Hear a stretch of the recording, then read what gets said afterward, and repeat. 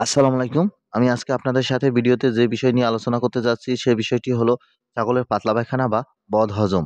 দেখেন, এই ছাগলটির পাতলা পায়খানা হয়েছে এবং এর সাথে, সাথে পেটে ফাঁপ দিয়েছে। ফাঁপ দেওয়ার কারণে আমারি ভাই বুঝে না পারার কারণে অতিরিক্ত আদা খাওয়ার কারণে মুখ থেকে ব্যাক করতে আছে। দেখেন এই কিভাবে মুখ থেকে ব্যাক করতে আছে। তার রুমেনের কার্যকারিতা বন্ধ হয়ে গেছে। এক রুমেন থেকে অন্য রুমেনে যায় না এবং ছাগলটির গায়ে হালকা ঠান্ডাও রয়েছে।